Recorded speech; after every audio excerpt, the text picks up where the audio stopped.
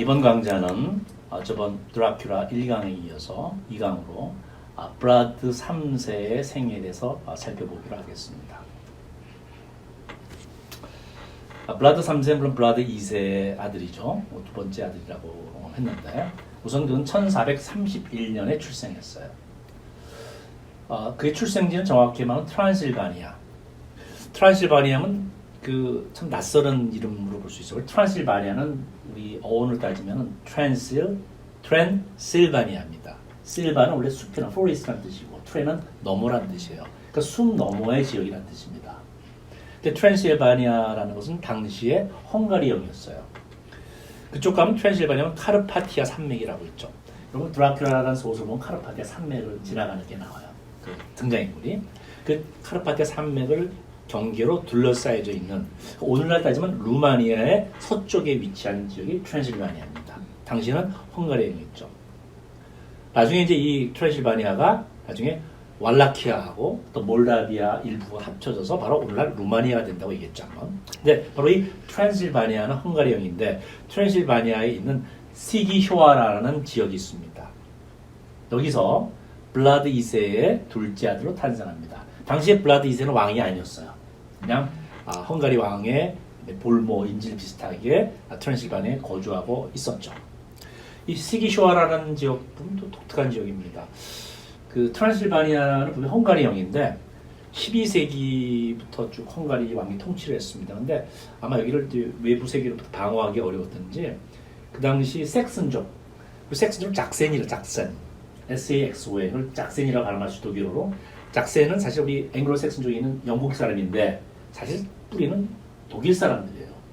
이 섹슨족 작센 상인들을 데려옵니다. 그래서 도시를 만들려고 해요. 그리고 그들과 함께 기사들이 옵니다. 왜냐하면 그들한테 이 국경의 방어를 맡기는 거야. 여기 땅을 줄 테니까 너희들이 방어하면서 살아라. 대신 헝가리 왕한테 충성해야 된다. 대신 이 국경 방어는 너희들이 해라. 그래서 만든 그 도시 중에 하나가 바로 시기쇼아라예요. 이런 도시가 몇 개 더 있습니다. 그러니까 트랜실바니아에 있는 독일 사람들이 만들어서 거주하고 있는 지역들이 몇 개 있어요. 그 중에 하나가 시기쇼아라인데 바로 이 시기쇼아가 탄생하게 됩니다. 그리고 어머니는 얘기했지만은 몰다비아 공국의 그 공주 알렉산더 1세의 딸 또는 친척이라는 친척 크레지아라는 사람의 둘째로 탄생을 하게 된 것이죠.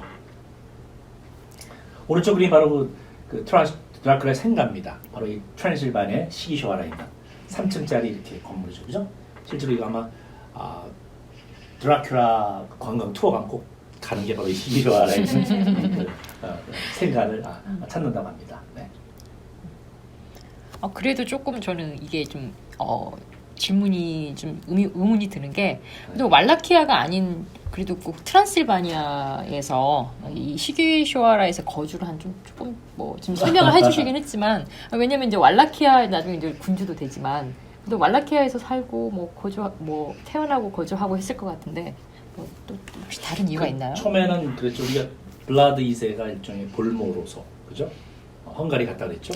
네. 헝가리 갔는데 해필이면 왜 트랜실바니아냐? 헝가리가 여러 지역이 있을 텐데 트랜실바니아라는 독일계 상인들이 살던 곳인데 왜 이쪽으로 갔냐? 뭐 그런 의문이 생길 수 있을 것 같아요. 사실은 트랜실바니아의 그 부유층들이 독일 사람들이에요. 상당히 오랫동안. 그래서 이쪽에 어떻게 보면은 상류층들이 사는 트랜실바니아에 독일 사람들이 되게 근면해서 그런지 좀 잘 사는 지역들이에요. 그리고 여기 상인들이 되게 돈을 많이 벌었어요. 또 하나 그들은 루마니아 오늘날 루마니아 됐지만 당시 헝가리 중에서도 이 트랜실바니아에는 시기쇼아라의 요새가 가장 튼튼했대요. 여기서 이제 살게 된 거죠. 제일 안전한 곳이다. 그리고 헝가리 땅에 살아야 되지만 그 중에 트랜실바니아의 시기쇼아를 선택한 거는 나름대로 가장 튼튼한 요새이기도 하고 그래서 거주했던 것 같습니다. 그래서 뭐 계속 한 건 아니지만 이제 1435년에 그 왕이 됐을 때 떠나죠. 블라드 왕이 됐을 때 떠나고 그래서 몇 년 동안은 여기서 이제 그 드라큘라 즉 블라드 3세 나중에 그가 이 어린 시절에 살던 곳입니다. 그 바로 시기쇼아라 이 사진 하나 이제 좀 이렇게 걸어놨죠. 다음에 그죠? 이쁘죠, 되게. 네네. 그 중세 시대의 유물들이 그대로 있대요. 이 트랜실바니아에 작센 상인들이 살던 곳들이 되게 보존이 잘 돼 있어가지고 오늘 아마 중세 시대의 유적을 보기 위해서는 바로 트랜실바니아의 시기쇼아라, 또 다른 시비우라는 집도 있습니다. 집도 그런 것도 역시 작센 상인들이 살던 곳인데 그 유적을 많이 찾는다 그래요. 이쁜 성취가 좀 나와 있죠. 네. 부촌이야 부촌 당시에 어떻게 보면 네. 잘 사는 것 같이 조금 보죠. 네.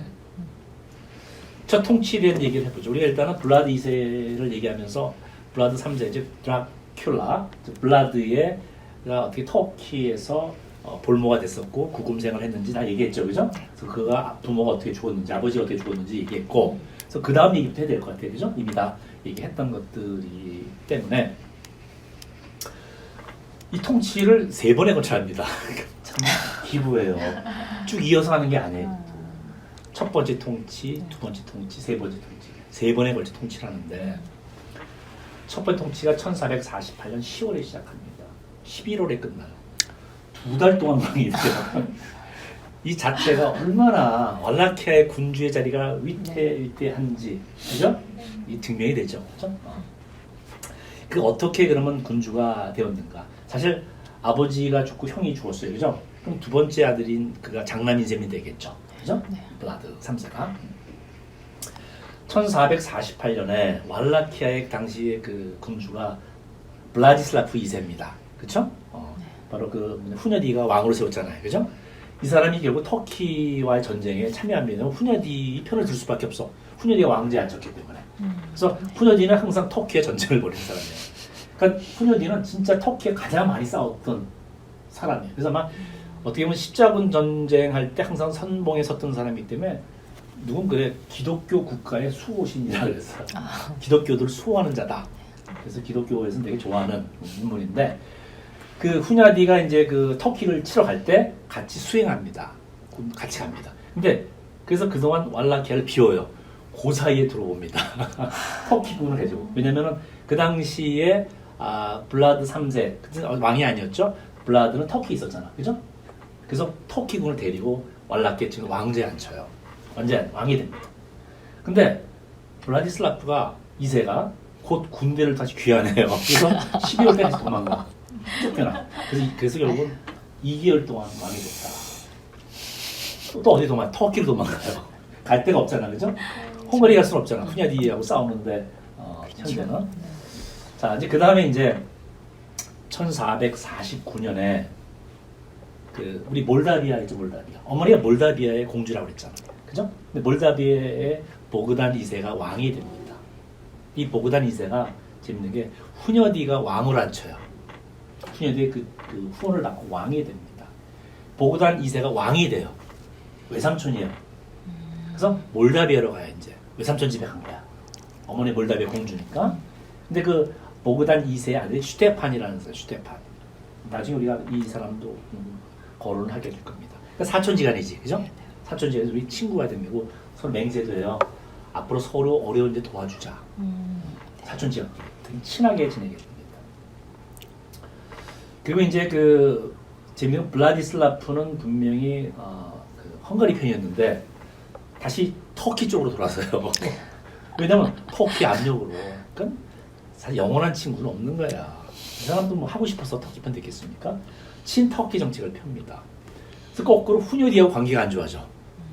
맨날 이 친구와 적이 바뀌는 그런 상황이죠.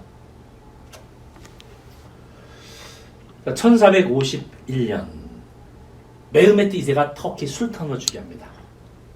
오른쪽 사진이 메흐메트 2세죠. 원래 그 메흐메트 2세 아버지가 누구죠? 무라트 2세였죠. 네. 무라트 2세가 아들한테 왕관을 넘겨주는데 사실 메흐메트 2세도 10몇 살 때, 12살인가 3살 때 왕이 됩니다. 왜냐면 그 무라트 2세가 나 쉬겠다 대신 왕을 안 쳐요. 아들을, 어린애를. 걔가 바로 그 메흐메트 2세인데 나중에 너무 잘 못한다고 해서 뺏어버려. 다시 왕이 돼. 그리고 다시 이제 죽으면서 메흐메트 2세한테 물려주게 됩니다. 새로운 술탄으로 즉위합니다. 1450년에 그 술탄으로 즉위하게 되고 왜 이 얘기를 하냐면은 메흐메트 2세는 별명이 정복자예요. 컨코르입니다. 진짜 이 사람이 오스만 제국의 영토를 확장시켰던 어떻게 보면 알렉산더 대왕과 같은 사람으로 흔히 얘기를 하게 됩니다. 지배자죠. 자, 그 1451년 10월에 바로 그 아까 외삼촌 모구단 이세한테 갔잖아요, 그죠? 근데 피살당해요. 그리고 또 다른 사람이 왕으로 즉위하게 됩니다. 그러니까 보구단 이세 아들 슈테판이죠. 위기에 처하게 되죠. 그래서 누구한테 찾아가냐? 후냐디한테 찾아갑니다. 헝가리에. 왜냐면 보구단 2세를 왕위에 앉힌 사람이 후녀디란 말이야. 그래서 따라서 보구단 2세를 살아야 한 사람은 후녀디의 반대편이겠죠. 그래서 트란실바니아를 찾아가요. 그 당시 후녀디는 트란실바니아의 보이보드였거든. 근데 재밌는 건 드라큘도 같이 찾아가. 사촌과 같이 잘 도와달라고. 그래서 후냐디의 그 어떻게 보면 부하가 됩니다. 그래서 후냐디한테 전쟁하는 걸 배워요. 후냐디는 맹장이에요. 싸움을 참 잘했던 사람이야. 전략을 잘 세우고. 그리고 후냐디가 터키와 전쟁할 때 참가해서 전쟁수를 익힙니다. 자연스럽게 후냐디 편에 서게 됩니다. 그러니까 후냐디가 그래? 말 잘 들어? 다음에 그럼 내가 너 왈라키아 왕으로 만들어줄게 라는 어떤 암시적인 그 어떤 얘기를 하게 되겠죠. 이게 정식 후계자일 것이다. 왜냐면 현재 왈라키아의 왕이 사실은 터키 쪽으로 돌아섰기 때문에 후냐디가 그걸 이용하려고 했겠죠. 블라드 3세는 왜 부친의 원수에게 도움을 청하게 되는 건가요? 그리고 후녀디는 그를 왜 받아들였을까요? 그렇죠. 참 이게 아까 얘기했지만은 원수죠. 후녀디 그죠? 자기 아버지를 죽이고 형도 좀 무참하게 죽였던 사람인데 사실은 그 블라드 3세 물론 블라드 3세 이전에 드라큘리즈 이르면 갈 데가 없어요. 그죠? 터키도 갈 수도 없고 마땅히 의존할 곳이 없습니다. 근데 다 싫은데 터키가 더 싫었다라는 얘기를 합니다. 첫 번째는 그가 기독교인이기 때문에 하겠지만은 역사학자는 그럽니다. 블라드 3세 즉 드라큘이 오스만 터키족에 어렸을 때 볼모로 갔을 때 그 당시 아까 나중에 그 메흐메트 2세가 있죠. 메흐메트 2세가 되기 전에 아버지가 무라트 2세인데 그때는 이제 메흐메트가 이제 왕은 아니었지. 조그만 아이였죠. 메흐메트가 사실은 블라드보다 한 살 어려요.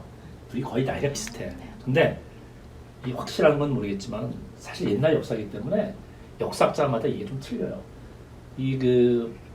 한 얘기는 무라트 2세가 하고 메흐메트가 성적으로 괴롭혔다.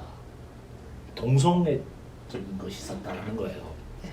그래서 그 얘기를 해서 그 성적 희롱을 당해서 그걸 분노를 갖게 되었다라는 얘기가 있습니다. 이것도 어디까지가 진실인지 모르겠지만은 그래서 거기에 대한 것이 원한이 맺혔다고 얘기를 합니다. 근데 실제로 메흐메트가 상당히 성적으로 문란했다는 얘기가 나와요. 여자 남자 가릴 것 없이 그런 기록이 나왔기 때문에 블라드도 사실은 거기에 희생자가 될 수 있었을 것이다 라는 추측은 가능하게 됐죠.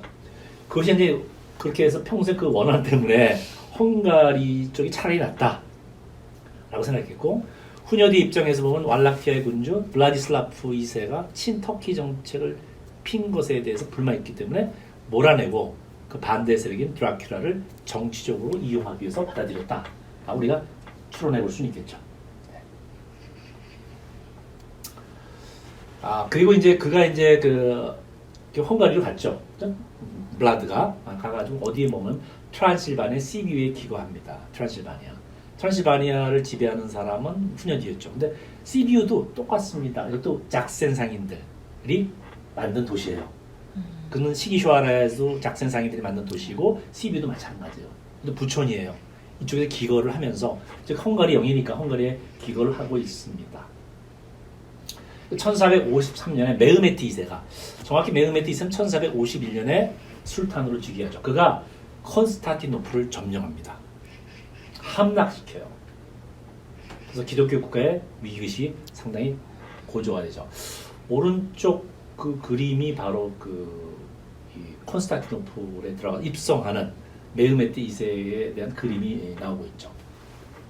이 그림 일단 사실만 보면 이거 유럽 역사에서 아주 중요한 사건이었다는 걸 알 수 있죠. 그렇죠. 네, 이 콘스탄티노플의 점령은 비잔틴 제국의 끝이어서 로마 제국의 완전 끝이라고 생각해요.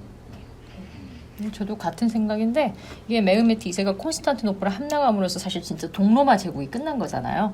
이건 정말 역사적 중요한 사건이고 이를 계기로 해서 오스만 제국은 힘이 더욱 막강해졌을 것 같아요. 이로 인해서 뭐 당연히 왈라키아를 포함한 주변국에 그 미치는 어떤 영향력이라든가 세력이 훨씬 더 강해졌을 것 같거든요. 그렇죠. 강력하죠. 사실 로마 제국은 원래 395년에 동로마와 서로마를 나눠줘요. 로마 너무 크다 보니까 한 사람이 다 통치할 수 없다 해가지고 이제 왕이 나눈 거란 말이에요. 서로마 제국은 로마가 중심이고 동로마 제국의 중심지는 콘스탄티노플이죠. 그죠? 콘스탄티노플은 뭡니까? 콘스탄티누스 황제가 만든 거예요. 그래서 콘스탄티노플은 콘스탄티누스의 도시란 뜻이에요. 그래서 어떻게 보면 근데 문제는 서로마 제국은 금방 멸망합니다. 476년에 서로마 제국이 멸망하니까 동로마 제국만 남은 거예요. 그래서 동로마 제국이 어떻게 보면 기독교의 중심으로 남아 있었죠. 근데 이 동로마 제국을 중심지는 물론 이 콘스탄티누스의 도시인 콘스탄티노플입니다. 여기를 터키가 점령했다는 것은 어떻게 보면 기독교 세계의 몰락이다. 라고 우리가 볼 정도의 상징성을 갖죠. 그래서 사실 콘스탄티노플이 위험에 빠졌을 때 교황이 여러분 저기 서로마 제국에서 나온 거죠. 원래 동로마 제국 교황이 없어요. 서로마 제국 즉 거기서 로만 카톨릭이라죠. 로만 카톨릭에만 교황이 있지 동로마 제국에서 그 교황이라는 제도가 없습니다. 근데 거기에 동로마 제국은 원래 오히려 나중에 그 동방 정교회로 바뀌는데 거기 수장은 대주교 중에 한 명이 리더가 돼요. 그 대주교는 보통 누구냐면은 콘스탄티노플에 있는 대주교가 보통 대변을 하게 돼요.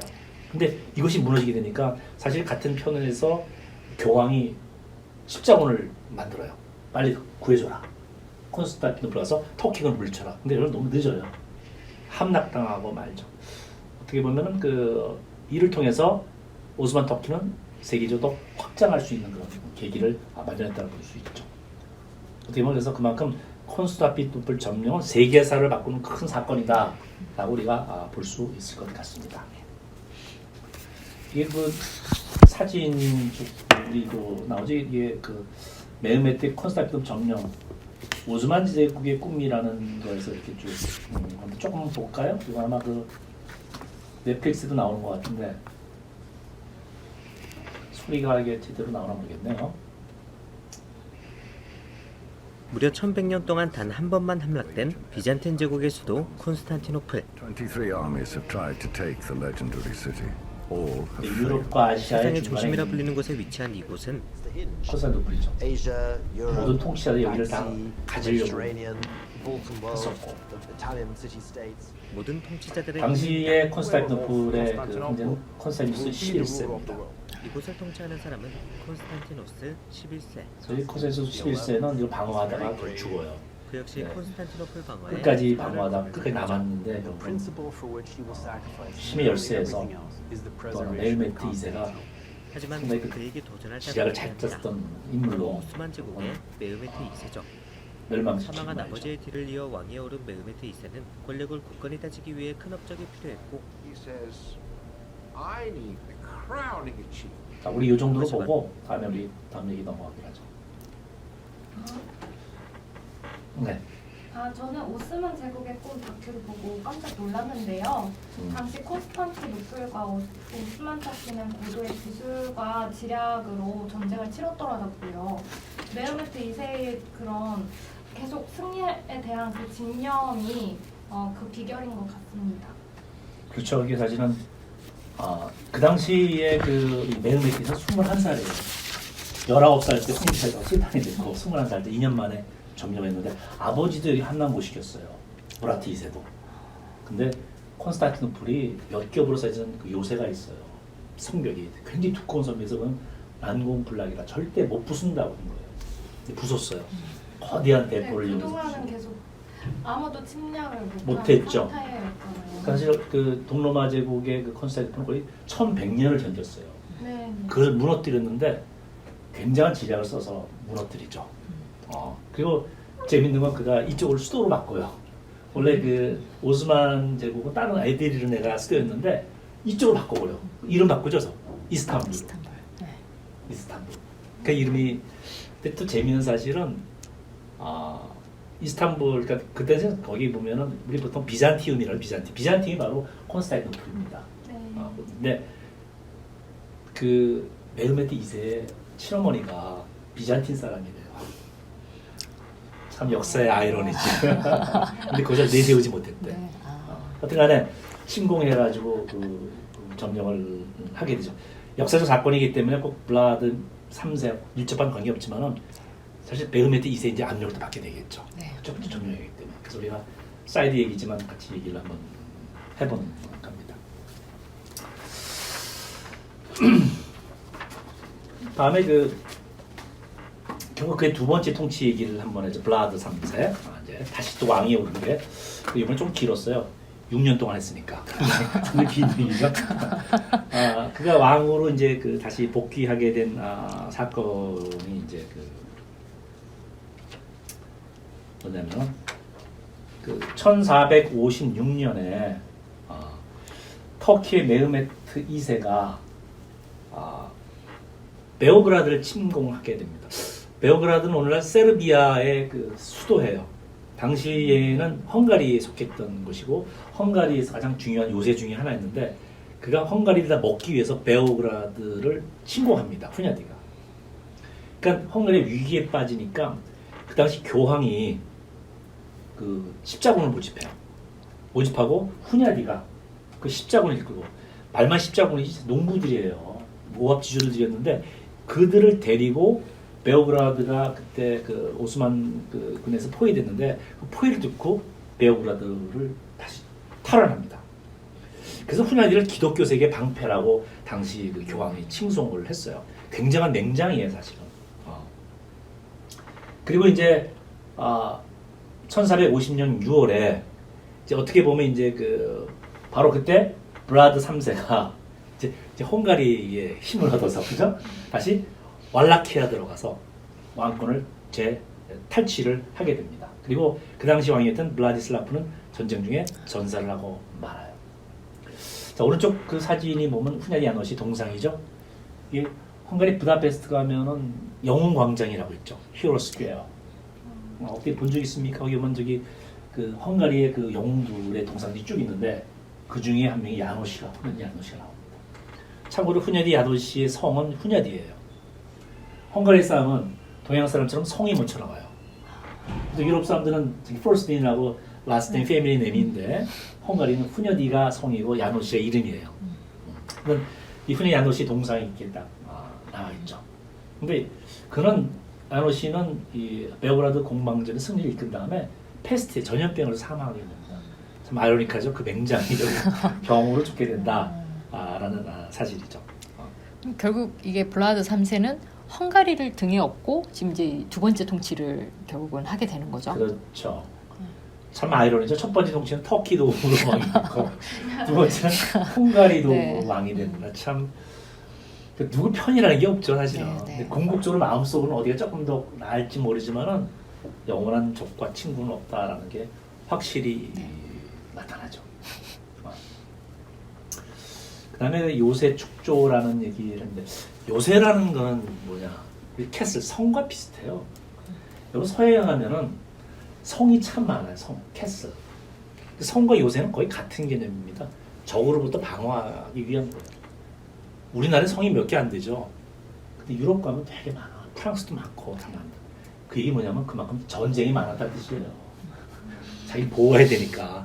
전쟁이 많고 전쟁 적으로부터 막기 위해서는 성을 돌로 만들어야 돼. 그러니까 오래 가죠. 네. 한번 지면 안 없어져. 우리나라는 뭐든 지면 나무로 만들어. 목조로 해서. 그래서 불도 없어서 사라지고. 그래서 성이 많다는 건 그만큼 전쟁이 많았다. 늘 위험에 처했다라는 하나의 의미를 갖게 되는 거죠. 그래서 성이 적은 거에 대해서 너무 불만 가질 수 없다. 우리나라에서는. 그만큼 평화로운 나라다. 상대적으로 이렇게 볼 수 있습니다. 요소 축제 보면 그 당시에 왈라키아의 수도는 타르고비슈트예요. 여기 썼지만 여기도 철자가 여러 가지가 나옵니다. 타르고비슈트가 수도였습니다. 근데 이 타르고비슈트를 방어하기 위해서 그 남쪽에 부쿠레슈티라는 성을 요새를 건축을 하게 됩니다. 근데 오늘 부쿠레슈티가 사실은 루마니아의 수도죠. 수도가 나중에 됩니다. 그리고 트란실바니아는 헝가리형이라고 그랬죠. 그 접경지대에 브란성이라고 있어요. 브란성 근처에다가 포에나리 성 또는 포에나리 요새를 만들게 됩니다. 방어하기 위해서.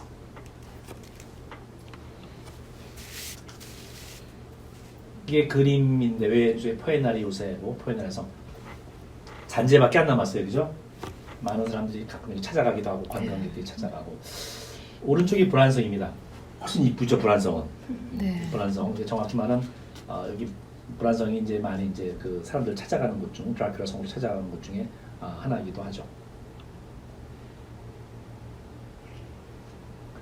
이게 보면 브란성 여기가 이게 아마 이게 전경 사진이 쭉 나오는 것 같은데 한번 볼까요? 보통 드라큘라 캐슬이라고 흔히 드라큘라 성이라 해가지고 브란성이 이제 가면 트란실바니아에 있는 그 브란성이 나오죠.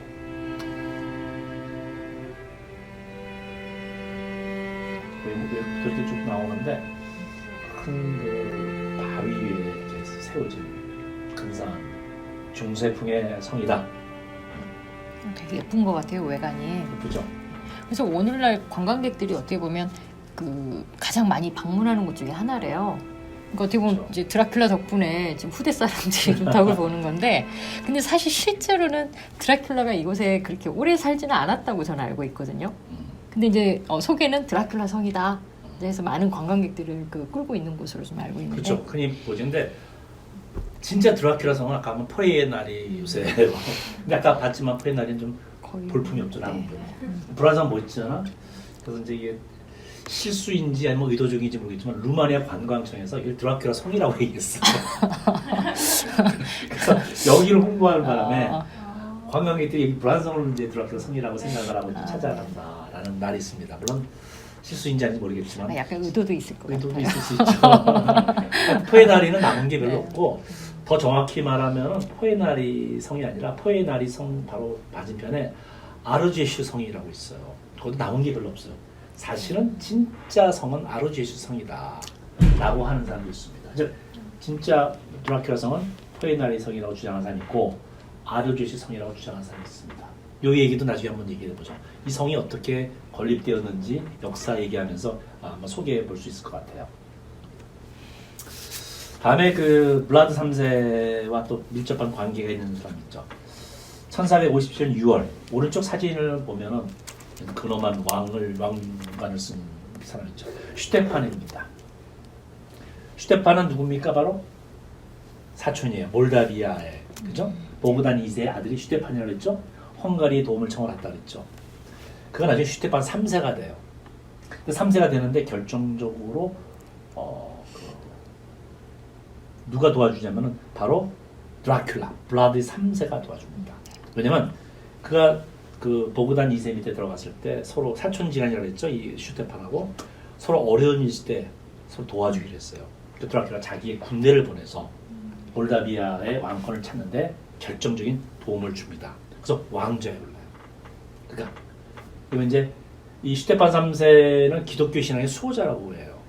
그러니까 결국 뭐냐면 터키군과 열심히 싸웠다는 뜻이겠죠. 그리고 그래서 별칭이 스테판 더 그레이트, 스테판 대제다 또는 세인트 스테판, 스테판 성인이다 이렇게 부르기도 하고 1992년에는 루마니아 정교회, 그러니까 오르토독 처치에서 세인트로 추대를 합니다. 심지어는 루마니아의 화폐도 그림이 나온대요. 슈테판 3세가. 셰퍼는 왜 성인으로 추대되었나요?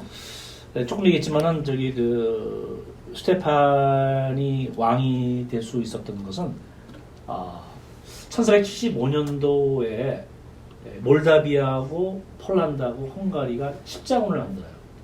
십자군을 만들어서 리더의 역할을 하는데 오스만 제국의 군대 대승을 거두는 게 바로 슈테판 3세예요.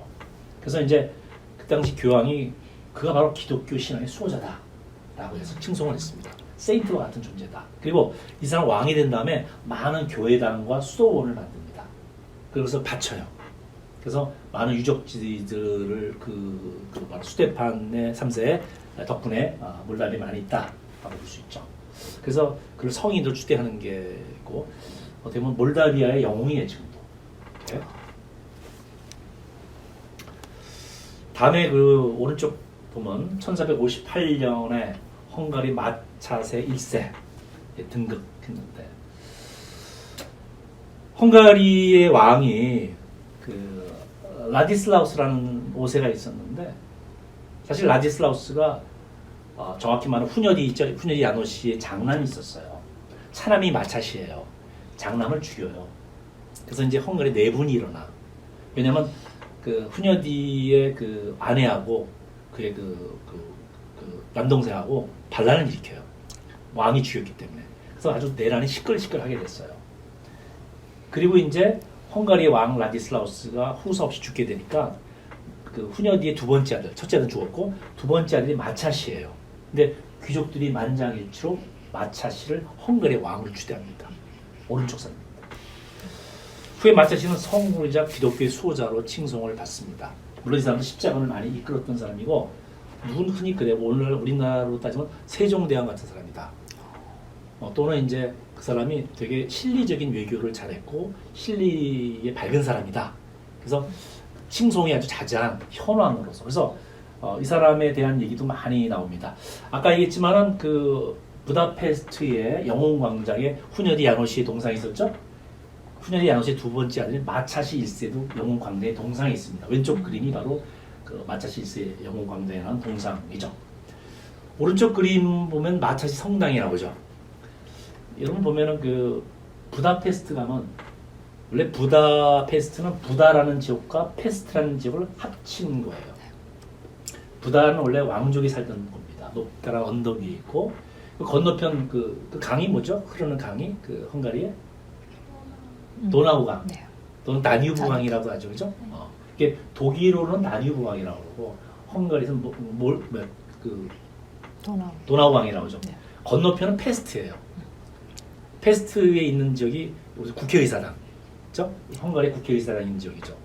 근데 바로 부다 왕족이 살던 데 보면 성당이 있습니다. 거기 보면 어부의 요새라고 있고 어부의 성체라는 데가 있고 그 옆에 성당이 있습니다. 그 성당이 원래 성모 마리아 성당이에요. 근데 마차시 1세가 여기서 즉위를 합니다. 그래서 그걸 마차시 성당이라고 하고 마차시 성당으로 부른 거는 마차시 1세가 이 성당을 증축했어요. 그리고 그의 머리카락을 보관하고 있다 그래서 마차시 성당이라고 부릅니다. 그리고 마차시 1세 왕가의 문장도 같이 있다. 그 옆에 이 마차시 성당 옆에 보면은 탑에 조그만 탑이 있어요. 거기 까마귀가 있는 상이 있어요. 마차시가 그 나라 말로 까마귀란 뜻이래요. 그래서 이제 마차시 성당 가면은 까마귀 동상을 찾아봐라. 그리고 이 마차시 성당이 있는 그 어부의 요새는 그쪽에서 보면 헝가리의 아름다운 조경이 쫙 펼쳐 보여요. 야경이 아름답다고 얘기하는 거예요. 네. 자, 다음에 이제 그 1459년에 교황 비우스라고 하기도 하고 비오라고 하는데 그 사람 2세가 만토바 회의를 열어서 십자군을 만들자 그래요. 물론 이제 오스만 터키에 대항하고자 하는 것이죠.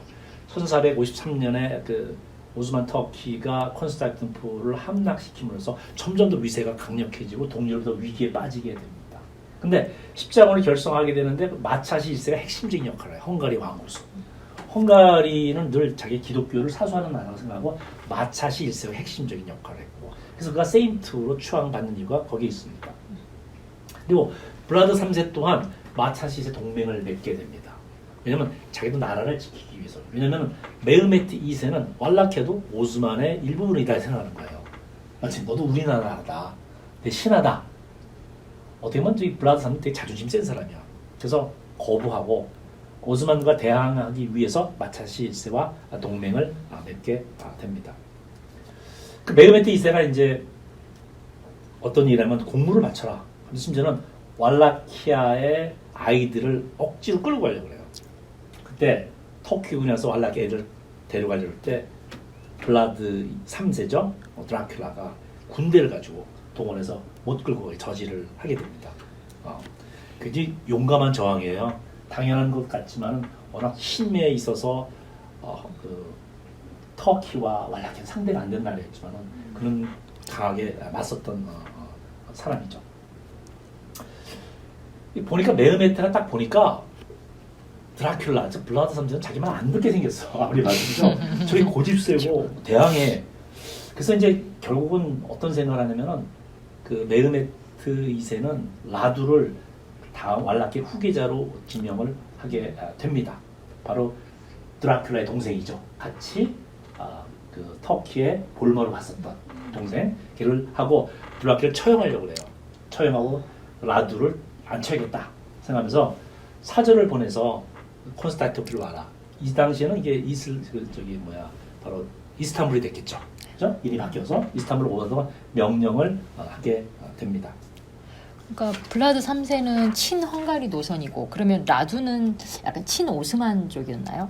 그러니까 왜 메흐메트 2세가 굳이 라두를 좀 다음 그 후계자로 정한 이유가 좀 따로 있는지 좀 궁금합니다. 있죠. 사실은 라두하고 똑같이 블라드 3세는 그 헝가리 그 터키의 볼모가 됐었는데 어렸을 때 갔죠. 라두는 더 어린 시절인 거예요. 얘는 쇠뇌당했어. 이슬람교를 개종해요. 심지어는 아버지 블라드 2세가 아버지 살아있을 때 못하고 아버지 블라드 2세가 죽은 다음에 개종해서 이슬람교가 돼요. 아주 골수의 이슬람 문화권에 속하게 된 거고 진짜 친했어요. 메흐메트 2세야. 형 하면서 친하게 보냈던 사람이 당연히 그래서 메흐메트 2세가 라두를 후계자로 정한 건 아주 너무나 당연한 그 일이었고 그리고 얘는 뭐 왈라키아가 터키에 대항하는 건 상상도 못하는 그 인물입니다. 그래서 이제 당연히 그를 후계자로 정했던 걸로 볼 수가 있습니다. 근데 이제 그 다음 재밌는 게 처형하려고 했는데 블라드 3세는 오스만 터키에서 사제들을 죽입니다. 다 계략을 다 눈치챘어요. 다 죽여버렸는데 그래서 하나 질문 하나 던져. 그 밑에 사진을 보면은 터키 사절단이 와서 어떤 왕의 술탄의 메시지를 전달하려고 하는데 그를 어떤 명분으로 어떻게 죽였을까? 네, 질문입니다. 네. 신호를 보내고 싶어서 드라마틱하게 죽이지 않았을까 싶어요. 저희 신호겠죠. 죽였다면은 그쵸. 앞으로 내 술탄 말에 안 듣겠다라는 거죠. 맞아, 내가 이런 얘기하는 건 드라마틱하게 죽였기 때문에 질문했을 거고, 그죠? 그다음에 구체적으로는 모르겠지만 아마 이슬람 문화나 종교를 좀 상징적으로 좀 짓밟는다든가 아니면 좀 모욕을 주는 방식으로 했을 것 같아요. 근데 그게 뭔지 모르겠어요. 옆에 그 왼쪽 보면 그 약간 동영상 속지 재현한 게 있는데 살해하는 모습을 이걸 보면 우리 답을 알 수 있을 것 같아요. 예. 두 명의 그 사절단이 있죠. 와가지고 이제 술탄 메시지를 전달하는데 뭘 들고 오죠 이렇게. 그렇죠? 뭘 들고 와서 머리에다가 막 그냥 이상한 그 미소를 짓고 그 드라큘라는 그 부하들이 머리에 이렇게 대못을 박죠. 이게 상상을 초월하는 것 같아요. 상상 초월하는. 네. 사실 이제 그 충격적인 면이 과연 우리가 봐도 되는지 하는데 어쨌든 간에 죽인 이유는 여기 화면에는 다 나오진 않았는데 원래 터반이죠. 터키 이슬람교 터반을 쓰죠. 머리에 터반을 벗지 않는데요. 왕 앞에서 벗지 않는다. 근데 사절단들이 터반을 쓰고 나타나면 당연하죠. 드라큘라 블라드 3세가 터반을 벗어라. 일종의 모자니까 우리 보통 그 상급자만은 모자를 벗잖아요. 벗으면 이건 벗을 수 없다. 이건 우리 종교이기 때문에 벗을 수 없다니까. 니네 나라에서는 벗지 않아도 왜 우리나라에 왔으면 우리네 관습을 따라야지 벗어라. 그래서 거부를 하니까 하는 말이 영원히 터반을 쓰고 있어라. 그래서 그 아들 불러서 영원히 쓰게끔 못질을 했다. 이 사람 이거 하나 가지고 이제 블라드 3세가 왜 뱀파이어 같은 어떤 그런 어떤 속성을 가진 인물로 얘기했는지 짐작을 좀 해볼 수 있을 것 같아요. 하여튼 술탄의 사절단을 이렇게 죽였으니 이건 어떻게 보면 술탄에 대한 모독이죠. 그렇죠? 왕의 사절단은 왕을 대신해서 갔기 때문에 그들에 대한 이런 만행은 이거는 참을 수 없는 모독이 되겠죠. 그래서 그 이듬해 1461년에 오스만 제국의 군사들이 왈라키아를 침공하게 됩니다. 근데 참 놀랍게 드라큘라는 기습 공격으로 터키부를 몰살시켜요. 그리고 터키 포로들 전부 다 꼬챙이에 꽂아 죽입니다. 이 꼬챙이를 어떻게 살해했는지는 후에 한번 또 이제 자세하게 논할 기회가 있을 텐데, 그 다음에 이제 꼬챙이를 이제 찔러서 그들을 죽여버리고, 그 다음도 이제 그 터키 군들이 아주 공포에 질리게 돼요. 그리고 그 다음에 오스만 꼬챙이 죽인 다음에 블라드가 직접 터키를 쳐들어갑니다. 그래서 다니브 강가에 그 오스만 터키 마을이 있는데 거기 초토화 시켜요. 수많은 사람을 죽여요. 그래서 이제 그대 죽인 다음에 1462년에 블라드 3세가 마차시스에 편지를 보냅니다. 정확히 말하면 1460년 2월에 편지를 보내는데 그런 말, 자기가 터키군을 몰살시켰다. 정확히 23,884명의 터키군과 터키에 협조하는 불가리아인들 다 죽였다. 그래서 전부 다 말뚝에 꽂아놨다는 거야. 그러면서 이렇게 하는 것은 자기는 헝가리의 왕과 기독교를 위해서다.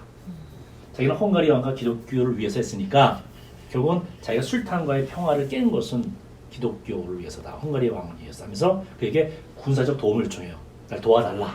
편지를 씁니다.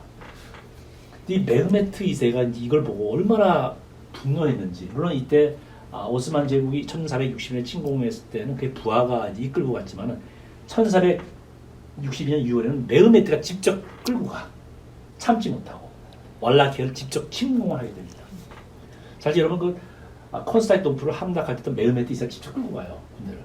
그리고 군사들은 그 술탄이 직접 전쟁에 참가할 때 힘을 내거든. 완전히 가만두지 않겠다는 뜻으로 이제 찾아가죠. 근데 사실은 군사적 보면 전면적으로 절대적으로 이길 수가 없어요. 세계를 지배했던 오스만 터키인데 이쪽 왈라키아 대항할 수 방법이 없겠죠. 그러면 절대적 군사 처지는 드라큘라는 그러면 어떤 방법으로 이 싸움에 응했을까요? 잘은 모르지만 일단은 전쟁이 벌어진 곳이 왈라키아잖아요. 그렇죠. 그러면 뭐 블라드 3세는 지리적으로 어쨌든 지형이라든가 그런 구조를 좀 더 잘 알고 있기 때문에 뭐 적은 군사력으로 좀 급습을 한다던가 이런 것도 가능했을 것 같고, 또 하나는 그 유명한 일화가 있잖아요. 그 오스만 좀 전에도 설명해 주셨지만 그 군인들을 그 2만 명을 꼬챙이에 꽂아놨던 그 일화는 좀 유명한 걸로 알고 있어요. 그렇죠. 그러니까 그런 심리전을 좀 잘 이용했던 것 같아요. 그 2만 명 꼬챙이가 꽂혀 있는 걸 보고 그 오스만 터키 군들은 아마 엄청난 공포라든가 이런 걸 느끼지 않았을까요? 심리적으로 위축을 당할 수밖에 없고. 그렇죠. 그런 것들을 좀 이용하지 않았을까 싶은데요. 우리 꼬챙이로 살해한 방법을 그 이용했다는 거나 공포를 주기 위해서 것이다. 사실 그러면 몇만 명의 사람을 꼬챙이에 꽂았다 그래요. 진짜 몇만 명을 꽂았는지 모르겠지만 몇만 명이 아니라 몇백 명을 꽂아도 공포스러운 일이죠. 다 걸어놨으니 이걸 보면서 아무리 그 술탄의 군대라도 겁에 질릴 수밖에 없을 것이다. 심리적으로. 또 하나, 원래 그 군사력이 절대적으로 약하기 때문에 전면전을 못해요. 대항 싸움은 이길 수 없거든요. 그래서 게릴라 전법, 숨어 있다가 기습 공격하는 거 주로 상황입니다. 그래도 사실 이길 수는 없습니다. 근데 결국 도시를 빼앗길 때는 어떻게 하냐? 그 초토화 작전이라고 그러는데, 초토화 작전은 그 도시에 있는 식량을 전부 다 없애버려요. 비워놓는 거야. 가축도 없애. 그리고 우물에다 독을 타요. 그러면 적군이 와서 점령해도 먹을 게 없는 거야. 식량이 없고. 쌀도 없지. 그다음에 물도 못 마셔. 그죠? 그걸 초토화 작전이다. 그런 방법을 썼어요. 그리고 이제 마을 사람과 그 가축을 다 이주시키고 독을 타니까 농작물을 불태워서 못 먹게 하고. 결국은 이제 그런 식으로 하면서 그래도 결국 이길 수는 없으니까 그 왈라키아 수도 트로고비시테로 퇴각을 하고 맙니다. 그게 바로 썼던 방식 중에 하나예요. 그다음 이제 결국은 이제 그 1462년 결국은 그 왈라키아 수도 트로고비시테까지 위협이 처하게 됩니다. 사실 이길 수는 없는 전쟁이에요. 그래서 이제 그 마지막 세운 방법이 뭐냐? 직접 술탄을 죽여야겠다 알겠어요. 술탄이 죽으면 이 사업이 끝난다. 그렇겠죠. 그래서 기병대를 이끌고 술탄이 야영한 캠프에 쳐들어갑니다. 굉장한 용감한 일이겠죠. 이거 같은 유명한 그림인데 루마니아 말로는 이제 뭐 아타쿠 대 노아프테라고 하는데 저건 아마 나이트 어택, 밤의 공격, 밤에 횃불을 들고 술탄이 머문 캠프에 가서 술탄 죽이러 들어갑니다. 기록도 있고. 이 자태에 용감한 사람이야. 직접 몰고 간 거야. 그러면 전면적으로 이길 수가 없어. 그러니까 술탄만 죽이면 된다고 생각 끌고 갔습니다. 근데 결국은 엉뚱한 다른 술탄의 대장 그 캠프를 급습하는 밤에 술탄이 살아남아요. 그래서 새벽에 도망치고 맙니다. 근데 하룻밤 사이에 블라드 3세가 죽인 오스만 군이 15,000명이 넘었대요. 소수 몇 명 가지고. 그러니까 사실은 싸움은 천재적인 사람이다. 오른쪽 그림이 얼마나 그 싸움이 유명했냐면 저 그림도 나왔죠. 횃불 전투라고 이게 바로 나이트 어택라는 바로 드라큘라가 기병대 끌고 술탄을 죽이러 쳐들어가는 그 그림. 역사적 사건이죠. 이 그림이 나왔습니다. 결국은 트리고 비스테도 이제 함락이 되죠. 이길 수는 없으니까. 근데 이제 트리고 비스테 이제 1460년 6월 말에 들어오게 되는데 술탄이 딱 들어간 다음에 군대를 다시 돌이키고 이스탄불로 돌아갑니다. 그리고 라두로 이제 왈라키아의 새로운 군주를 임명하고 대리전을 벌리게 되죠. 술탄은 왜 트리고비슈테를 점령한 뒤에 바로 퇴근하여 터키로 돌아갔을까요? 혹시 메르메트 2세가 블라드 3세에 의해서 이제 2만 명이 다 말뚝에 꽂혔으니까 너무 무서워서 도망가는 그럴 수 있겠죠. 그리고 또 좀 전에 우리 얘기가 나왔었는데 그 메르메트 2세는 라두를 그 다음 후계자로 왕으로 세우고 싶었잖아요. 그러면 이렇게 돌아가서 이렇게 드라큘라 라두를 좀 서로 대적하게 하려고, 그러니까 뒤에서 라두를 좀 후원을 하려고 일단 후퇴, 그러니까 전략적으로 그런 건 아닐까요? 지금 저기 우리 패널들 얘기가 다 일리가 있습니다. 우선 갔더니 진짜 엄청난 많은 사람들이 날개 꽂혀 있는 거고 터키군 기가 막혀가지고 술탄은 놀란 거야. 이럴 수가 있는가. 공포해진 건 사실이고 또 하나 라두를 새로운 왈라키아의 군주로 앉히고 대리전으로 하려고 또 분명히 있겠고. 근데 이제 그가 이제 이 트루고 비슈트에 도착하니까 사람과 가축이 하나도 없어요. 아까 얘기했잖아. 초토화 작전이었다고. 사람 다 빼가고 먹을 식량이 없어. 물은 이미 독을 다 오염이 됐고. 게다가 결정적으로 역병이 돌았어요. 패스트가. 군사들이 막 역병으로 죽어가니까 안 되겠다. 그럴 수밖에 없죠. 당시에 보면 환경이 위생이 열악했을 텐데 시체들도 많고 병이 번지기 딱 좋은 아마 조건이었을 거예요. 그래서 더 이상 안 되겠다고 회군을 합니다. 이스탄불로 돌아가고 라두한테 대신 이제 몇 명의 오스만 군사들을 남겨놓고 그다음에 자기는 주력 부대는 빠져나가고 라두한테 싸우도록 그렇게 해놓고 이제 조치를 취하게 되는 거죠. 그래서 하나 또 이제 라두는 이제 결국 이제 형하고 싸우게 됐죠, 그죠? 물론 이제 오스만 군사들이 있지만은 왈라키아 귀족들이 도움도 필요해요, 그죠? 자기 편으로 만든 사람들. 그래서 드라큘라에 대적하도록 서로 설득을 막 하게 됩니다. 같이 내 편을 들어서 우리 드라큘라 블라드 3세를 몰아내자라고 얘기를 하게 되죠. 근데 어떻게 보면 이제 몰아내게 되냐? 드라큘라한테 대적하도록 어떻게 되면 그런 말입니다. 우리는 어차피 우린 오스만 터키 이길 수 없다. 사실이에요. 이길 수 없다. 결국은 우리가 어찌됐든 간에 결국은 우리가 지금 패배한다 할지라도 결국은 오스만 터키에 또 내려와서 점령할 거다. 어차피 그런 싸움을 왜 하느냐. 우리 그냥 터키 편 들자. 이렇게 해가지고 결국은 설득하고 실제로 그것이 통해요. 현실적으로는 사실 어떻게 보면은 계란으로 바위를 내리치는 거와 같은 그런 것들을 볼 수 있겠죠. 그래서 이제 어쨌든 블라드 3세는 쫓겨나죠. 쫓겨나고 어디라면 포에나리 요새로 갑니다. 포에나리 요새 아까 우리 성 요새를 만들었더죠. 거기에서 끝까지 버텨요. 근데 이제 드라큘라가 이제 거기서 이제 저항을 했었는데 나중에 터키가 포에나리 공세를 총 공격하기로 딱 계획을 짜게 됩니다. 근데 터키군의 노예로 있던 루마니아 사람, 왈라키아 사람들이 밤에 몰래 빠져나와서 쪽지로 알려줘요. 포에나리 요새를 총 공격할 것이다. 사실은 이길 방법이 없어. 그래서 그 전날 밤에 그 드라큘라 블라드 3세는 자기 측근들과 이게 빠져나서 헝가리로 도망가요. 근데 그들이 쳐들어올 거라는 소식을 듣고 드라큘라의 그 부인, 첫 번째 부인입니다. 바로 후녀디의 딸이 절벽에 뛰어 자살을 해요. 자살하고 그 이제 라두 3세 즉 그 드라큘의 그 동생 라두가 왈라키아의 왕으로 오르게 됩니다. 자, 헝가리 도주를 이제 하게 되죠. 그리고 이제 도주를 하면서 도주하기 직전에 정확히 말하면 그는 어떤 생각하냐면은 마차시 1세가 도와줄 것이다 할 거 아니에요, 그죠?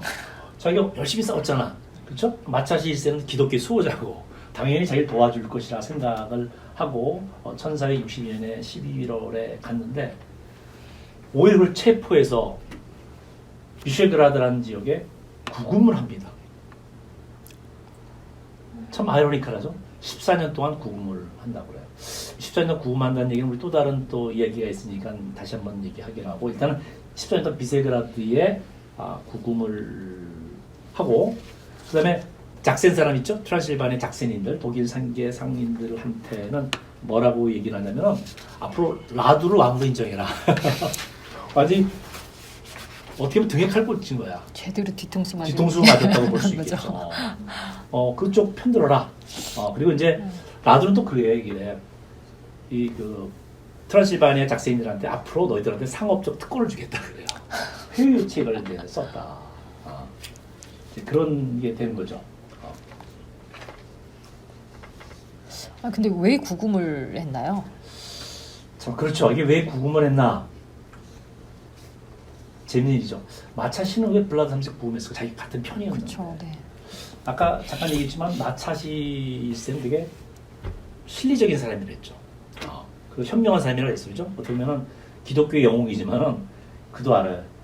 오스만 터키와 더 싸워봤자 남는 게 없다. 이제 화해하고 싶어. 화해하려면 어떻게 돼? 블라드 3세의 편을 들면 또 싸우게 돼. 그죠? 그래서 배신을 한 거야. 어떻게 보면. 근데 사실 블라드 3세는 그 믿고 갔는데 자기가. 그러니까요. 어떻게 불쌍하지, 그죠? 정치가 너무 냉혹한 세계에서 불쌍한데. 그래서 어떻게 터키의 비위를 맞출 필요가 있었다라고 볼 수 있습니다. 여기서 내가 그 질문 하나 던져볼게요. 마차시 1세는 자기가 기독교 세계의 수호자라고 생각했어. 근데 이슬람과 싸웠던 블라드 3세를 구금한 거를 어떻게든 정당화시켜야 될 거 아니야, 그죠? 그냥 나는 터키와 싸우고 싶지 않아서 구금했다. 이거 말이 안 되잖아. 그럴듯한 명분을 내세워야지. 내가 블라드 3세를 구금한 이유를. 그렇죠? 어떻게 그것을 합리화시켰을까요? 글쎄요, 뭐 포에나리 요새에서 도망을 쳤잖아요, 블라드 3세가. 그렇죠. 어떻게 보면은 그러면 안 되는 거잖아요. 끝까지 지켜야 되는데. 그래서 아마 뭐 그런 걸 빌미로 삼았을까요? 그리고 또 혹시 마차시가 블라드 3세의 잔인한 그런 행적들을 모아서 스토리로 알리면서 기독교 방식이 아니라 끔찍한 괴물 같은 존재다라는 프레임을 씌워서 구금을 정당화하진 않았을까요? 그것도 맞는 소리예요. 사실은 그 블라드 3세를 구금한 걸 정당해서 편지를 조작해요. 왜냐면은 세 통의 편지 중에 그 중에 하나의 편지는 그 당시 교황 피우스 2세한테 보낸 편지인데 뭐 어떻게 했냐면은 정확히 말하면 술탄한테 보낸 편지를 조작하게 되는데 마치 블라드 3세가 술탄한테 보낸 편지라 하면서 가짜 편지를 씁니다. 뭐라고 쓰냐면은 술탄이 블라드를 다시 왈라키아의 왕자에 앉혀주면은 헝가리와 그 오스만 터키가 싸울 때 자기는 술탄 편을 들어주겠다. 라고 블라드 3세가 글 쓴 거죠. 그리고 이제 가짜 서명도 붙여요. 그리고 이것을 그 당시 교황한테 보여줍니다. 교황이 피우스 있으면 봐라 이렇다. 배신자다. 물론 역사들이 조작됐다고 얘기해요. 그리고 그 술탄에게 보낸 편지라고 가짜로 만들었는데 거기 보면 술탄은 뭐 황제 중에 황제, 자기 죄를 내우친다, 용서해달라. 그리고 나중에 술탄이 헝가리 왕을 잡을 때 도와주겠다. 뭐 이런 막 그건 드라큘라의 성품하고 안 맞아. 써서 이제 했고 그것을 이제 썼다 하면서 그것을 교황한테 보여주니까 교황이 또 믿고 교황의 그 저기 실록이 싫어요. 근데 누가 봐도 이거는 명백한 조작이다. 네. 그래서 결국 그런 그 헝가리를 기독교 세계를 배신할 사람이다라는 걸 명분으로 이제 내세우고 그 편지를 교황한테 보여주고 또 하나 보여준 게 누구냐면 베네치아 사람한테 보여줍니다. 베네시죠. 그런데 베니스만 무슨 관계가? 베니스가 당시 강대국이었어요. 거기 상인 계층이 아주 힘이 셌거든. 그래서 십자군 원정할 때 십자군을 많이 형성하는데 베니스가 많이 큰 도움을 줘요. 그래서 그쪽 눈치를 볼 수밖에 없어. 그래서 베니스한테도 보내주고 교황한테도 보여줬다. 그리고 또 하나 이제 어떤 얘기지만 우리 패널이 한 것처럼 그를 구금한 이유로 된 것이 그는 너무나 잔인한 인물이다. 그는 인류의 적이다 그랬어요. Enemy of humanity라고 그랬어. 그래서 구금했다. 이렇게 정당화를 시키게 됩니다. 그 다음에 이제 결국은 이제 나중에 물론 그 당시 이제 라두 3세가 이제 왕이 됐겠죠. 그 당시에는. 근데 7세만에 매독에 걸려서 바사라부 3세가 즉위를 하게 됩니다. 왈라키아에서는. 그리고 그가 언제 구금에서 풀렸나? 1475년에 몰라비아의 슈테판 3세 있죠? 그가 마차시 1세한테 사절을 보내서 그래요. 왈라키아의 바라사부 3세가 완전히 지금 현재 터키 편이 됐는데 그러니까 물리치기 위해서는 블라드 3세가 필요하다. 풀어줘라. 그래서 풀어줬다고 얘기를 해요. 그래서 그때만 해서 13년 만에 구금에서 해제가 되었다라는 설이 있어요. 왜 이런 설을 얘기했냐면 다음 얘기를 한번 들어보죠. 또 다른 얘기를 한번 해볼게요. 그 14년 동안 그러면 거기 갇혀 있었느냐? 그렇죠? 네, 정말 그렇게 오랜 기간 동안 아무것도 잡혀 하는 없이. 있었는지 그게 좀 그렇지. 네, 조금 의심스럽죠. 네, 네. 그리고 기록이 없다는 건데 14년 동안 과연 그랬나 할 때 반론을 피는 학자들이 있어요. 아마 이게 더 신빙성이 있는 것 같은데 구금 기간이 14년이 아니라 6년, 4년이다, 5년이다라는 설이 있습니다. 사실 그 전에 이미 그 스테판 3세가 풀어달라고 요청하기 전에 그는 이미 풀려났다라는 얘기예요. 정확히 1466년에 풀려났다는 거예요. 1462년에 구금 체포돼서 구금됐다. 1466년에 풀려났는데 풀려는 조건이 있었다는 거예요. 아까 얘기했지만은 블라드 3세는 종교를 정확히 말하면 카톨릭이 아니에요. 정교회입니다. Eastern Orthodox Church예요. 대신 헝가리 왕 마차시가 조건을 했었대. 너 카톨릭으로 개종해라. 로마 카톨릭으로. 첫 번째. 그리고 내 여동생과 결혼해라. 두 번째 부인에게라. 결혼했어요. 자식을 2명을 낳아요. 그 연대를 추측해 보니까 14년 동안 구금됐는데 뭐 감옥에서 애 낳겠어? 그러니까 사실 말을 추측해 보니까 그게 아니야. 그 1460년에 이미 나왔을 것이다 라고 추정이 가능. 이게 좀 더 신빙성 있는 역사입니다. 결국 그가 언제 재혼을 하고 석방된 날짜는 불분명하지만은 그가 두 번째 부인한테 난 아들들을 보니까 1466년에 풀려났을 것이다 라고 추측을 하게 되는 거죠. 그건 어느 정도 맞는 것 같고 두 번째 그래서 풀려난 데가 어디였냐 바로 페스트에서 거주합니다. 부다페스트, 페스트가 있다 그랬죠? 부다와 페스트를 잇는 다리가 뭡니까? 최초의 다리가. 원래 부다와 페스트는 다른 도시였습니다. 근데 그래서 처음으로 연결을 해서 그 다리가 생겨요. 그래서 합쳐서 부다페스트라고 부르는 거야. 유명한 다리인데 제일 그 헝가리 부다페스트 이쁜 다리로 소문났는데 큰 사자상도 있고 이름이 세첸이 다리인데 네, 세첸이 다리. 세첸 세첸이 맞아요. 다리. 네, 맞아요. 그래서 부다페스트가 내가 합쳐서. 근데 바로 이 사람이 페스트에 살았어요. 처음에. 헝가리 이제 그 부인과 결혼한 다음에 페스트에 살아서 자식을 낳았다. 그래서 나중에 헝가리 남부의 빼찌라는 곳에 집을 또 구했대요. 그래서 빼찌에 가면은 드라큘라스 하우스가 있대요. 드라큘라 집. 혹시 기회가 되면 한번 가보기로 한번 해보세요. 한번.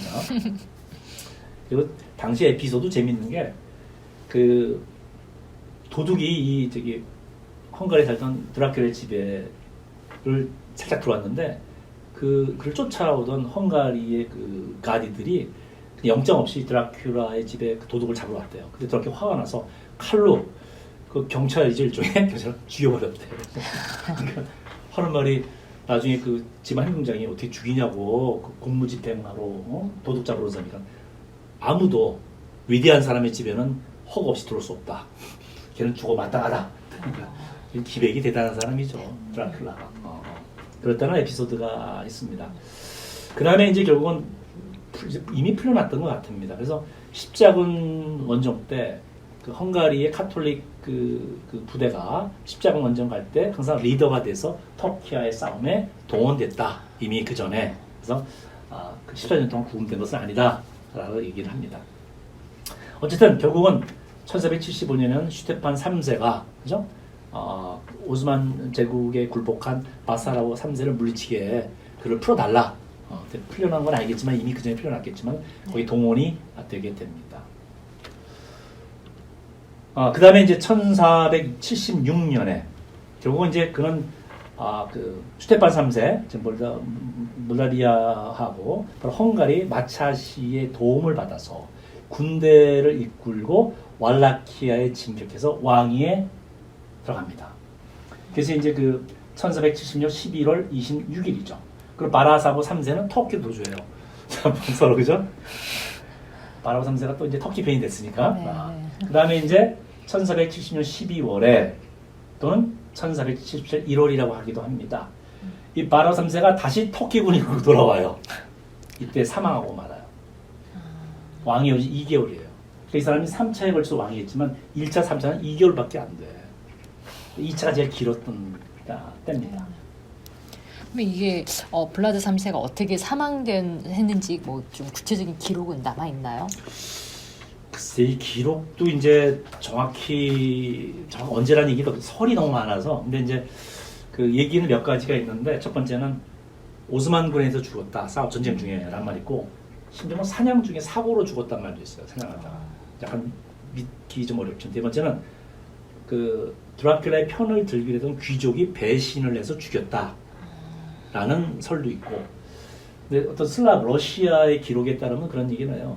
어떤 식으로 썼냐면 그 기록물에는 드라큘라가 그 군대가 터키군을 무참하게 살해하는데 그걸 보기 위해서 언덕에 올라가서 그 터키군을 죽인 것을 즐겁게 보고 있다가 드라큘라를 터키군으로 오인한 같은 편이 죽였다. 뭐 이런 말도 있을 정도니까 어쨌든 뭐 그 전쟁 중에 죽은 건 이제 차기적으로 죽었다라는 얘기는 있습니다. 네. 터키 역사가 의하면 블라드 3세가 죽었다는 증거로 그의 목을 잘라서 꿀에 이렇게 절여서 이스탄불에 보냈다고 그래요. 즉 이스탄불에 메호메트 2세한테 보냈다는 얘기가 있습니다. 이건 아마 거의 정확한 것 같아요. 터키 역사가도 그렇게 진술을 했으니까요. 근데 왜 머리는 꿀에 재워 술탄에게 보내나요? 원래 꿀이 원래 방부제 역할을 하잖아요. 안 썩게. 그쵸? 꿀에 재워서. 근데 꿀에 재웠으니까 썩지 않게. 왜냐면 금방 이동하는 게 아니니까 며칠 걸릴 거 아니야, 그죠? 그래서 꿀에 재웠고. 근데 술탄을 왜 보냈을까요? 술탄도 그렇지만은 터키 사람들은 드라큘라 진짜 무서워했어요. 진짜 그가 죽었는지 확인하고 싶어. 눈으로 봐야 돼. 말로만 죽었단 말 못 믿겠어. 죽은 걸 확인해 마음이 편하지. 그래서 아마 혹시 그만큼 드라큘라에 대한 두려움이 그 얼마나 두려웠던 존재인지 하나 입증하는 얘기로 볼 수 있을 것 같습니다. 그럼 이제 드라큘라가 사망하고 난 뒤 좀 왈라키아의 국군에 대해서 조금 간단히 설명해 주실 수 있나요? 그렇죠. 왈라키아의 국군도 그동안 숱하게 또 바뀌게 됩니다. 왜냐하면 바사라브 2세가 3세가 왕으로 다시 복위했죠. 조금 이따 바사라브 4세가 왕이 돼요. 죽이고. 근데 더 재밌는 건 그 다음에는 마흐메트 2세가 죽어요. 그리고 자식들이 또 싸워. 그러니까 터키가 이제 바사라브 4세를 지원했는데 터키가 내분이 벌어지니까 힘이 약해지지. 아무래도 왈라키아의 지배력이. 그때 바로 슈테판 3세. 사촌이죠. 걔가 다시 왈라키아 와서 누구를 왕으로 앉히냐면은 블라드 3세의 이복 형제, 제일 큰 형이 있다 그랬죠. 블라드 더 몽크라고 수도사 몽크. 제일 큰 형이 원래 그 사람을 왕으로 앉힙니다. 그래서 그 왕은 다시 헝가리 편이지. 그 뭐 왕의 목숨이 파리 목숨 같아요. 완전히 보면 그 숫에 주변 국가에 의해서 수시로 바뀌는 그런 그 역사를 항상 반복을 하고 있습니다. 자, 이런 통해서 우리가 이제 대략적으로 우리 블라드 3세가 어떻게 살아왔고, 그리고 왈라키아라는 국가가 어떤 상황에 놓여 있는지를 우리가 살펴봤어요. 그리고 잠깐이나마 우리가 드라큘라가 어떻게 보면 좀 어떤 잔인한 처형을 즐겨했던 군주였다는 것을 우리가 알 수 있습니다. 이번 강좌는 여기서 마치고요. 그 전에 한번 우리 블라드 3세 매장 장소를 조금 얘기해보고 끝나기로 하죠. 전설에 하면 이제 그가 어디에 묻혔냐? 미르치아 1세는 정확히 말하면은 드라큘라의 할아버지예요. 그죠? 할아버지가 스나고브라는 그 호수가 있는데 그 안에 조그만 섬이 있어요. 거기다가 스나고브 수도원을 만듭니다. 여기에 매장됐다는 설이 있어요. 설입니다. 이것도. 아마 정확히 몰라요. 근데 실제로 이 설에 근거해서 1931년에 계보학자와 고고학자들이 이 스나고브 수도원 가서 발굴을 합니다. 뼈. 근데 우리 보통 전설에 하면은 제단 아래에 묻혔다고 하는데 파봤더니 그 제단 아래 돌 밑에는 사람의 관이 없었다. 사람의 유골도 없었다. 동물의 뼈만 있었다. 소와 말 같은 뼈만 있었다는 거예요. 발견되지 않았다는 거예요. 없다는 겁니다. 오른쪽 사진이 사진이 바로 스나고브 수도원이죠. 근데 오히려 이 수도원의 그 북쪽 출입구를 보니까 우리 드라큘라의 초상화 보는 거 있죠. 보면 금색으로 된 단축 같은 게 있죠. 자주색 의상 조각, 은단추. 은단추라는 것은 귀족들이 사용한 단추죠. 터키적 보석, 그리고 사람의 해골이 발견됐다. 그래서 오히려 이것이 드라큘라의 진짜 유골이 아니겠는가라고 역사학들이 추정을 합니다. 자, 그러면 수도원의 북쪽 출입구에서 오히려 드라큘라의 유골 비슷한 게 발견 이유가 뭘까요? 수도원의 제단 아래가 아니라. 혹시 그의 잔인함에 피해를 입은 사람들이나 그의 가족들이 저기를 품어서 시체를 가져간 게 아닐까요? 역사학자들도 그렇게 보고는 있어요. 왜냐면은 정확한 건 이것이 드라큘라 유골인지 몰라요. 추정하건대 드라큘라 유골일 것 같다 하면서 그 근거로서 드라큘라는 어떻게 보면은 만행을 많이 저질렀던 사람으로 볼 수도 있죠, 그죠? 그 잔인한 처벌에 의해서. 그래서 드라큘라의 경멸감을 느꼈던 그리스 수도사들이 17세기에 그의 그 시체를 옮긴 것이 아니냐. 왜냐면 이 제단 아래는 원래 왕이 묻히는 곳이에요. 그 빼서 수도원 입구 출입구에 두면 아무나 밟고 지나가잖아. 그렇죠. 출입구니까. 그러니까 아무나 밟고 지나가라. 그래서 옮긴 것이 아니냐라고 추적할 뿐입니다. 이것도 확실한 건 아닙니다. 또 하나 어떤 역사가는 그럽니다. 드라큘라 진짜 묻힌 곳은 그쪽이 아니라 코마나 수도원이다. 오른쪽 그 사진에 나오죠. 네. 코마나 수도원은 정확히 말하면 어느 쪽이냐면은 그 미르체아 1세가 만든 수도원이에요. 그리고 이 수도원이 그가 전쟁했을 때 죽었던 장소와 가깝다라는 사실을 추정할 뿐이지 그것도 우리가 알 수 없는 이야기입니다. 어쨌든 여기까지가 드라큘라 3세에 대한 어떤 생을 한번 죽음 탄생에서 죽음까지 우리 살펴보았습니다. 다음 시간에는 우리가 블라드 3세가 왜 뱀파이어와 같은 인물처럼 여겨지게 되었는가, 정확히 말하면 그가 어떤 잔인한 행동을 했었고 왜 그러한 행동을 할 수밖에 없었는가 같이 한번 살펴보기로 하죠. 오늘 강좌는 여기서